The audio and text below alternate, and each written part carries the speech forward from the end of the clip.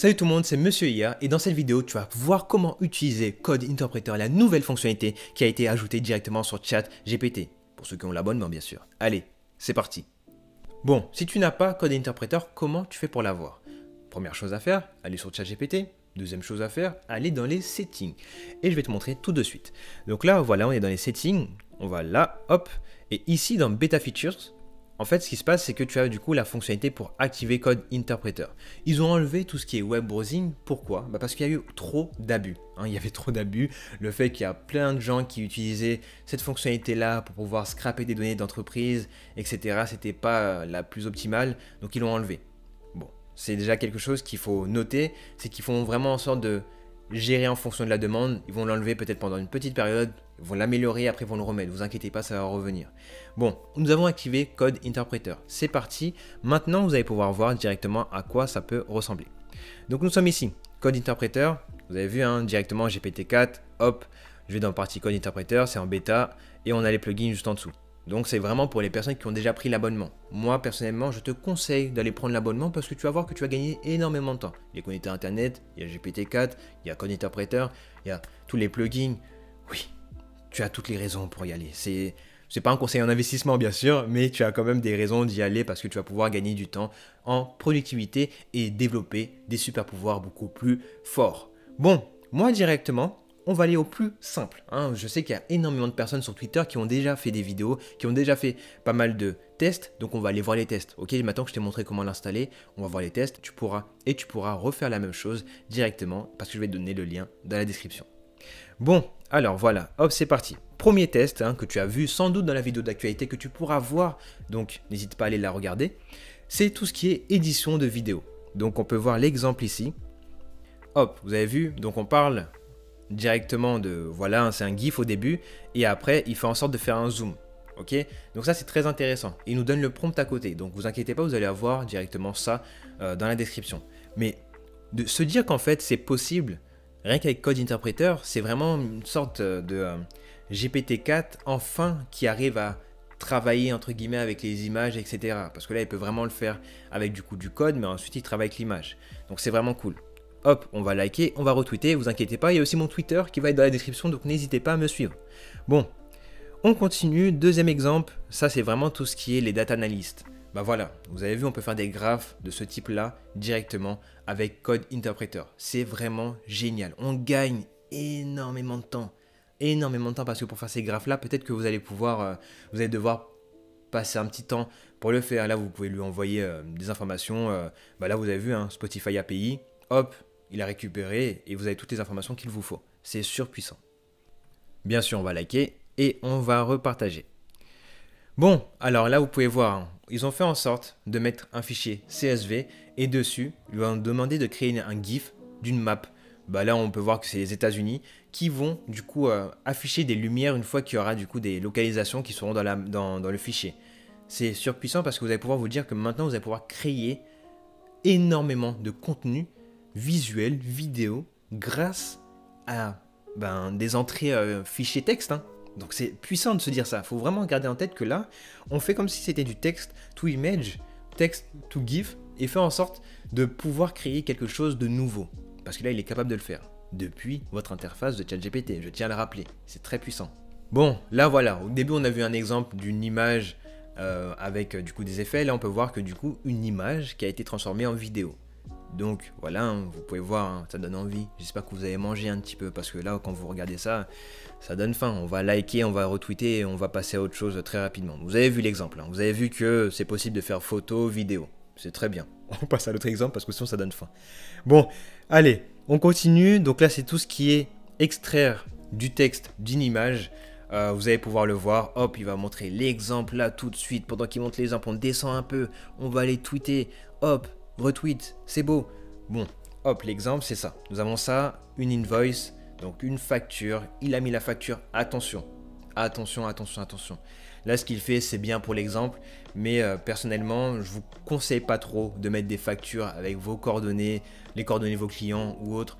c'est pas bon. C'est pas bon forcément parce que tout ce qui est confidentialité, et n'oubliez pas que tout ce que vous lui envoyez va entraîner le modèle de ChatGPT, le modèle de code interpréteur dans ce cas-là, et le fait qu'il entraîne le modèle fait que vos données sont directement prises pour utilisation pour le monde, entre guillemets.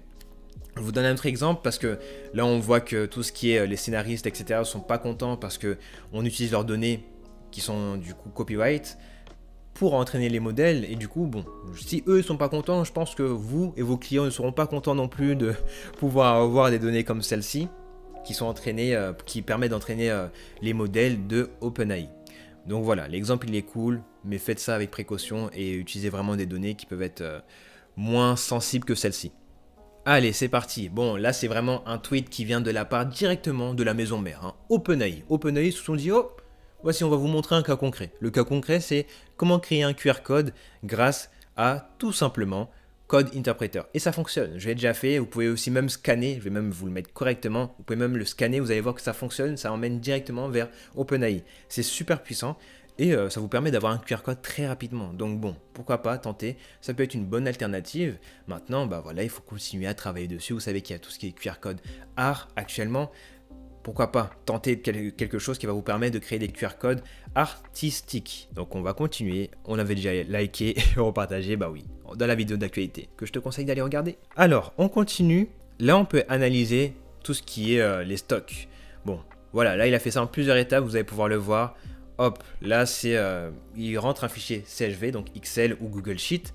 Une fois qu'il a rentré, il lui demande du coup de montrer les 5 recommandations en fonction de ce fichier-là. Qu'est-ce qu'il devrait faire en fonction d'un cas concret? Imaginons, voilà, ton fichier Excel, il comportait une base de données comprenant nom, prénom, âge et département. Donne-moi les 5 meilleurs départements où il y a le plus de personnes. Voilà, ça c'est des informations qui auraient pris un petit peu plus de temps pour le faire, mais grâce à Code Interpreter, tu es capable de le faire automatiquement.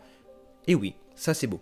Surpuissant aussi, bon, cette fonctionnalité existait déjà dans la partie plugin de ChatGPT, mais j'aime bien cette fonctionnalité-là, c'est tout ce qui est résumé un PDF. Là, vous allez pouvoir mettre votre propre PDF depuis. Vous n'êtes pas obligé de passer par Ask your PDF ou autres plugins qui vont vous demander de faire une certaine manip. Là, vous mettez directement le PDF dessus. Encore une fois, c'est à tenir avec des pincettes. S'il vous plaît, faites attention, ne mettez pas des données vraiment sensibles sur ChatGPT comme ça, parce que bon, ils n'ont pas encore développé la partie ChatGPT Business, donc c'est pas encore le moment de pouvoir vous permettre de mettre des informations sensibles comme celle-ci. Donc faites attention, c'est un cas que je vous montre, mais je vous conseille pas forcément de le faire, ok? Donc c'est vraiment pour la vidéo, l'entertainment, etc. Bon, on continue, on reste pas trop dessus, on va aller à la prochaine. Alors voilà, là c'est tout ce qui est la création de graphes. Ça c'est une solution, bon on l'a vu juste avant, mais cette fois-ci c'est de se dire que c'est possible de pouvoir se créer des graphes de une certaine qualité et du coup récupérer avec des bases de données publiques, hein. On sait qu'il y a une base de données qui peut s'appeler du coup, alors attendez je vais vous la montrer, hop, cette base de données là, donc c'est un site qui nous donne énormément de bases de données.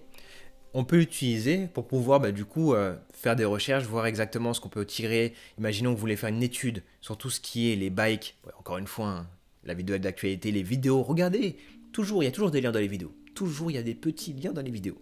Ce qui se passe, c'est que vous pouvez regarder la vidéo d'actualité où je parle du coup du vélo qui est connecté à ChatGPT. Tiens, ça pourrait être intéressant d'avoir tous les modèles de vélo et faire en sorte de faire un comparatif et quel est le vélo le plus adapté pour ajouter cette technologie-là. Et vous allez pouvoir voir que grâce à Code Interpreter, c'est possible de le faire en quelques secondes. Et oui, c'est puissant. La dernière est aussi là où on voit que c'est très puissant. Combien de fois j'ai dit puissant dans cette vidéo, n'hésitez pas à le mettre dans les commentaires. C'est tout ce qui est la partie mathématique. Il sera capable de faire des graphes. Comme vous pouvez voir là, c'est vraiment des graphes qui sont vraiment utilisés dans tout ce qui est maths. Donc en quelques clics, hop, j'ai le bon graphe. Je peux voir si mes données sont bonnes, si mon exercice je l'ai bien fait, etc. Ça va vraiment améliorer pas mal de choses.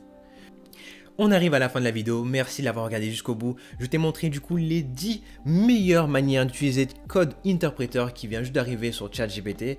Bon, n'hésite pas à liker, commenter, partager la vidéo, oui c'est très important. Bon, s'il y a quelque chose d'autre qui est aussi important, c'est de me donner aussi ton feedback. Est-ce que tu vas pouvoir utiliser ces outils-là et m'envoyer ton feedback pour me dire « Ah tiens, j'ai utilisé le numéro 5, etc. Et j'ai vu que ça fonctionnait bien, ça fonctionnait pas bien. » Comme ça, on va pouvoir alimenter la communauté avec des feedbacks des personnes qui regardent la vidéo. Et ça, j'aime bien. Bon, alors, on a fini. N'hésite pas à aller regarder les vidéos qui vont apparaître à côté. C'était Monsieur IA et on se dit à la semaine prochaine pour du contenu sur l'intelligence artificielle. Ciao!